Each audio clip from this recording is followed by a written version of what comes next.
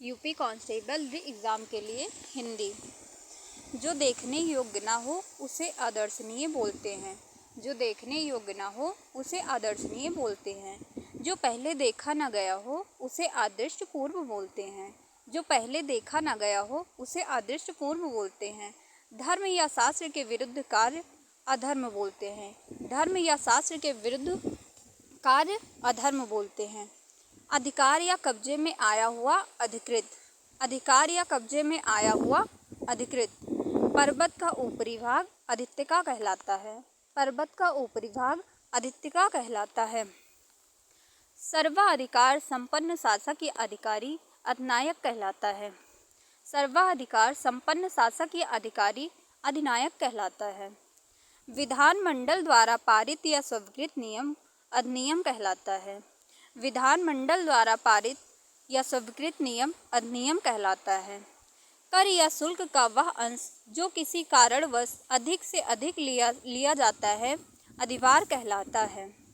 कर या शुल्क का वह अंश जो किसी कारणवश अधिक से अधिक लिया जाता है अधिभार कहलाता है। वह पत्र जिसमें किसी को कोई काम करने का अधिकार दिया जाता है अधिपत्र कहलाता है। वह पत्र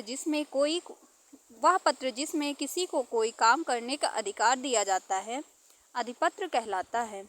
किसी पक्ष का समर्थन करने वाला अधिवक्ता। किसी पक्ष का समर्थन करने वाला अधिवक्ता। वास्तविक मूल्य से अधिक लिया जाने वाला शुल्क अधिशुल्क। वास्तविक मूल्य से अधिक लिया जाने वाला शुल्क अधिशुल्क कहलाता है। सरकार द्वारा प्रकाशित या सरकारी बजट में छपी सूचना अधिसूचना कहलाता है। सरकार द्वारा प्रकाशित या सरकारी बजट में छपी सूचना अधिसूचना कहलाती है। किसी कार्यालय या विभाग का वह अधिकारी जो अपने अधीन कार्य करने वाले कर्मचारियों की निगरानी रखे अधीक्षक कहलाता है। किसी कार्यालय या विभाग का वह अधिकारी जो अपने अधीन कार्य करने वाले कर्मचारियों की निगरानी रखे अधीक्षक कहलाता है। किसी सभा या संस्था का प्रधान अध्यक्ष कहलाता है। किसी सभा या संस्था का प्रधान अध्यक्ष कहलाता है। नीचे की ओर मुख किए हुए अधोमुख कहलाता है। नीचे की ओर मुख किए हुए अधोमुख कहलाता है। राज्य के अधिपति द्वारा जारी किया गया वो आधिकारिक आदेश जो किसी विशेष समय तक ही लागू हो अध्यादेश कहलाता है। राज्य के अधिपति द्वारा जारी किया गया वो आधिकारिक आदेश जो किसी विशेष समय तक ही लागू हो अध्यादेश कहलाता है। वह स्त्री जिसका पति दूसरा विवाह कर ले अद्यूढ़ा कहलाती है। वह स्त्री जिसका पति दूसरा विवाह कर ले अद्गूढ़ा कहलाती है। अन्य से संबंध रखने वाला अनन्य। अन्य से संबंध रखने वाला अनन्य। जिसका कोई दूसरा उपाय न हो अनन्य उपाय।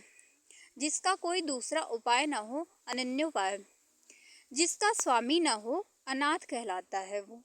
जिसका स्वामी न हो वह अनाथ कहलाता है। जिसका आदर न किया गया हो वो अनादृत कहलाता है। जिसका आदर न किया गया हो वो अनादृत कहलाता है। दूसरों के गुणों में दोष ढूंढने की वृत्ति का न होना अनसूया कहलाता है। दूसरों के गुणों में दोष ढूंढने की वृत्ति का न होना अनसूया कहलाता है।